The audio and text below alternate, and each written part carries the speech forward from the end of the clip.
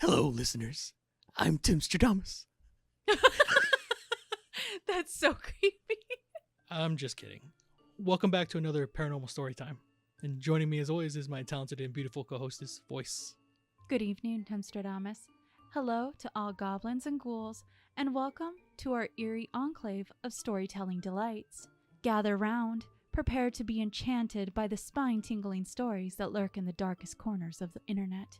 So, my dear listeners, fasten your mortal coils and let your imagination dance with the supernatural as we embark on this enchanting journey through the realms of the mysterious and the macabre.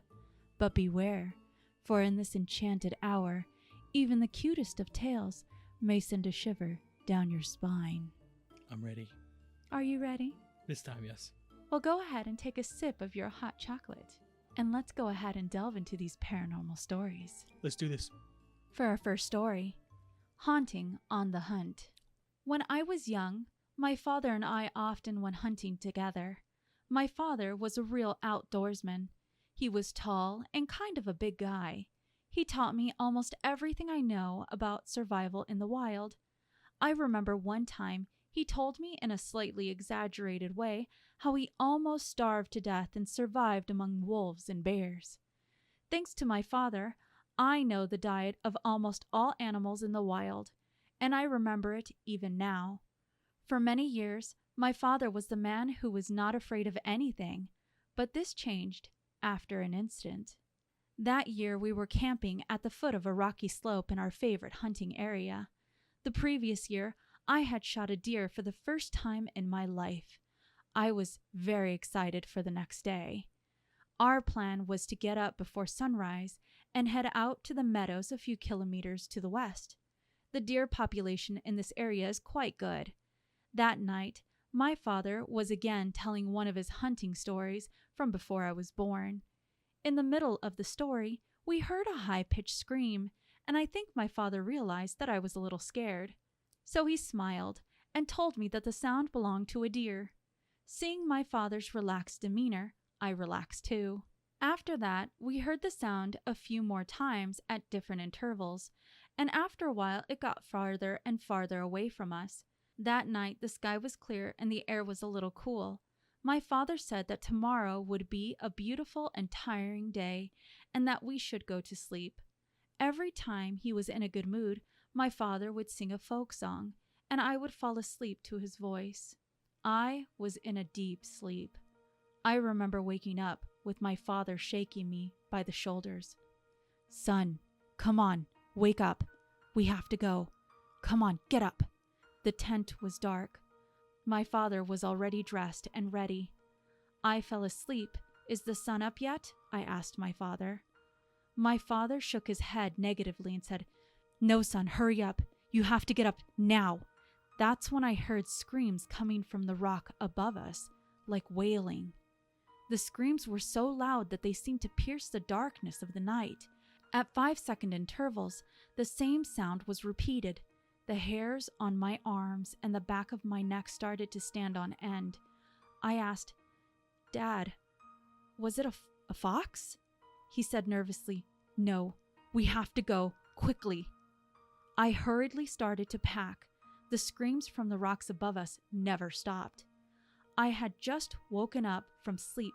My eyes weren't even fully open. My father was acting strangely, and his tone of voice was starting to scare me. He put his bag on the floor of the tent and turned to me and said, "Son, I have never heard such a sound in my life." At first, the mysterious sound gave the impression that it belonged to an animal screaming for help. But then it became increasingly strange. I thought to myself that maybe it was someone in need of help. My father said, "Pack your things. Take your gun with you." He was a very meticulous man about gun safety. He would never let me enter the tent with a loaded gun. But now when he told me to load the gun inside the tent, I started to get scared. When we came out, the screaming suddenly stopped. It was as if the owner of the voice had noticed us. I looked up quickly. There was no light at the top of the rock. The rock above us was about 25 meters high and too sharp to stand on. We quickly packed up the tent and in a few minutes, we were all packed up and ready to set off. The screams started again, but this time they were different. It was like a low hum. It was like the sound of an ambulance siren at the beginning. We started to descend, the sound following behind us. My father had his pistol holstered and his rifle in his hand. Suddenly, my father started firing into the air. He fired 2 shots. After the echo of the gun stopped, we waited quietly for a while. There was no sound. We kept going down.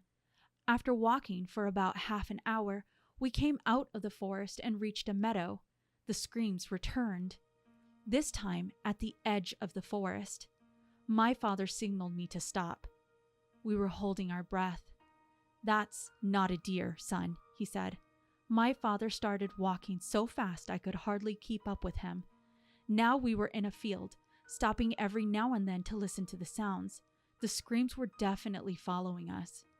After a while, we came to a path in another wooded area. We crossed a bridge over a stream and reached a parking lot.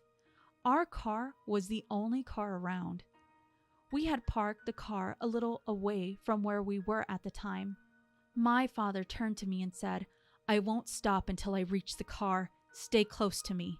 We started running. The weight of the materials on my back made it difficult for me to keep up with my father. The screams behind us started to get closer. It was pitch black. All I could see was the light of the lantern in my father's hand. I was running in fear, each scream echoing behind me, making the hairs on the back of my neck stand on end. Before we reached the parking lot, my father suddenly stopped. There had been no screaming for about 2 minutes. My father turned to me and said, "You run ahead of me to the car." I started running without looking back. Dad was following me. I could hear his footsteps. Just then, I heard screams very close by.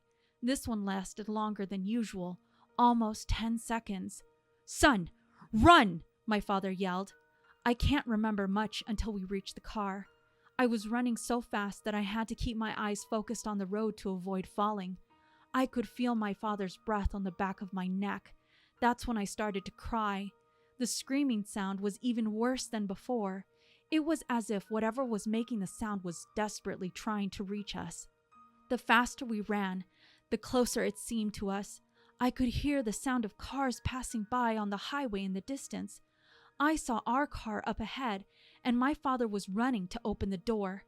My father had started the car before I could reach it. I threw myself in so fast that I hit my knee on the door.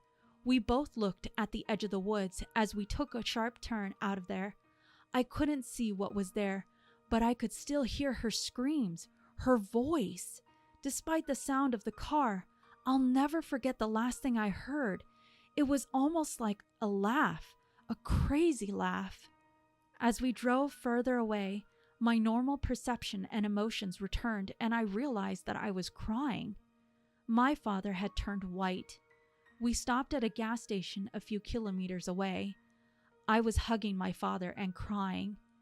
When my father and I returned home, we didn't tell my mother or my sister what happened. It remained a secret between us. I tried to talk to him about it several times, but he always dropped the subject. Almost 20 years have passed since that night. Since then, my father and I have never gone hunting, and we probably never will. Wow. Well, good get. So do they say where this story is from? I don't imagine it's America. They said kilometers and they speak very differently. Correct. So let me actually go ahead and add a note from who wrote this. They said, note, "Hi, I'm Sinan. I am a publisher living in Turkey. My main profession is magazine editor. Paranormal subjects are my special interest. The paranormal experiences and similar accounts I publish here, based on eyewitness accounts, are the personal claims of those who say they witnessed the events. In no way do I guarantee that they are completely true, but I can say that I personally think that many of them are indeed worth recording.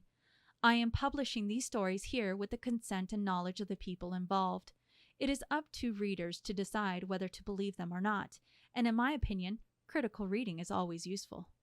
Sure. I can agree with that. So essentially, this is probably a retelling of someone that's at least within the Turkey region. Do we have a guess as to what was chasing them through the woods? I wonder, a part of me thinks Skinwalker may be a witch. I don't know. Do you think there's a hag in the woods? I think there's always hags in woods. Yeah, that's a pretty spooky one to get us kicked off with tonight. There were some Reddit commenters that said it could have been a Wendigo. Ooh, nice. That's spooky. Well, he does a good job of writing. Oh, very. I love the details. It gave me chills. I felt like I was running away. Well, let's go ahead and head into our next little spooky story. This one I call The Little Tattle-Telling Ghost. My dead sister ratted me out to my ma'am. Literally what it says. My older sister passed away at 5 years old, a year before I came along. My ma'am is super connected to her still to this day, and I have quite a few stories from her I could share. This one makes me laugh now, though. In my 20s, I started smoking. My ma'am is very anti-drugs, so I only smoked when she was away.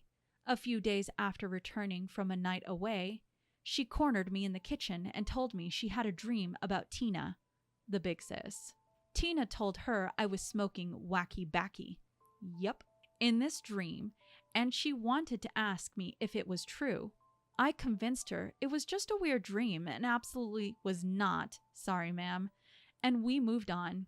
3 days later, my ma'am came bursting into my room at 4 a.m., shouting at me that I was lying to her. Tina had come back to her and told her I was lying and that I am. I had to get up for work at 5, so I got up and made tea because she was really angry. So I confessed all, and she went back to bed annoyed at me for making her doubt my sister more so than the smoking. So yeah, my dead sister rats me out to my parents. All right, so real fast, is ma'am supposed to be mom? Yes, I believe it is. Okay, I was wondering if he was talking about his grandma or mom. I can understand that. It came off as M-A-M, and I'm assuming that's his mother. Okay, so this would be her older sister that's talking to her mother. Correct. Well, it looks like your older sister is still looking out for you. I could just see her in the other room while she's walking away from the altercation she just had with her mother, telling her older sister that snitches get stitches. I can imagine, although I bet you as a ghost she'd probably say you can't touch this. If anything, the OP actually said that her little sister had a teddy bear that she held, unfortunately, when she had passed. And that when they were very young, that little teddy bear actually frightened them as kids. OP had actually asked her big sister to come to her in a dream, and she actually says that her big sister did. Her ma'am and her keep her sister very much alive between the two of them when it comes to their memories. It's very interesting to hear about other people's experiences, especially when you're talking about experiences that aren't malevolent in nature. I can second that. Well, let's go to our very last story, and this one I call The Grieving Man. Bought my first house and found out it was haunted. I bought my first house in 2003 and was over the moon. Shortly after moving in, 2 of my neighbors began joking with me about the ghost in my house. Well, I thought they were joking, so I just played along pretending I had seen one and it was no big deal. Well, as time went on that summer, I met more and more of my neighbors, and they all brought up the same topic. Finally, an elderly woman on the block who was quite kind and friendly told me the story after I'd asked her. I knew she wasn't going to screw with my head, which is why I asked in the first place. Turned out the previous owner purchased the home and never lived there because she said it was haunted. Sounds in the night of footsteps and sobbing and glimpses of a man sitting in the kitchen covered in blood. One of my neighbors helped with the renovations of the house and said that he was putting up drywall when he felt something lift up his dreadlocks. Though I've had paranormal experiences before, it had been years, and by then I just chalked it up to night terrors. One day, I went to a small neighborhood video store to rent a movie. I had to fill out a form with my demographic data and then my credit card info. The owner of the store looked at the form and said, "Oh my God, you live in that house?" I asked her what she meant, and she said that her former employee had committed suicide in my house. She came to the house as soon as she'd heard, but the house had been taped off by police as a potential crime scene. She told me that he had just moved into the house with his partner and called his mom because he wanted to invite her over to meet his partner and come out to her. This was in the early 90s, when being gay was a big deal. His mother already knew he was gay because he bought a house with a man and disowned him right over the phone. That same week, he received a letter from an HIV testing center stating that he had tested positive for HIV. This was when HIV was a death sentence. He then sat at the kitchen table, ate a bowl of cereal, and shot himself in the head with a revolver. Since then, she has had multiple paranormal experiences in the store, with videos flying off shelves and even levitating off shelves. The most I have experienced is sounds at night, sounds of Cheerios being poured into a bowl. I don't eat cereal. And sounds of sobbing in the kitchen. I often awaken to both. I remember my grandmother saying, "When the dead come to you, they want something. Perform an act of charity in their name and pray for them." So I did. I sat down at the kitchen table one night and lit a candle and told him that each night I would recite a novena prayer for him before I lit a candle. On the 9th night of the first novena to St. Anthony, patron saint of lost souls, I heard uncontrollable sobbing. I felt a strong presence of grief and despair, and the sounds of hyperventilating breathing, as though someone could not catch their breath. I sat in the presence of this knowing it was not malignant, but rather a connection of intimacy and compassion of which he was in need. For 45 days I said a novena prayer before a lit candle for his soul, and had a mass said in his name. A few times I had awakened to feel his presence standing over my bed, but I knew it was not a malignant presence. This happens from time to time, but less and less frequently. What a terribly sad story. I figure not every paranormal story is truly scary. Some of them are just quite sad and they just can't quite let go. Well, it sounds like OP is trying to help them pass over.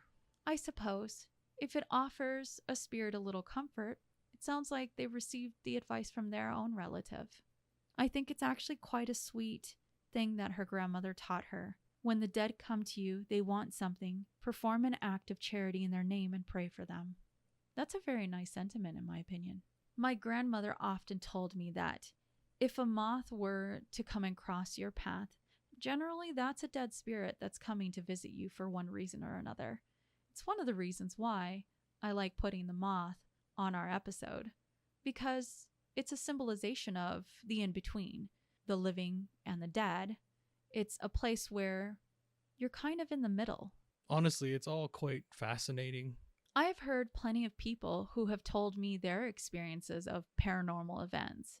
I've got a few events as a child, no different than you, Timstradamus, but a part of my brain, as an adult, wants to go ahead and rationalize that away. Sure.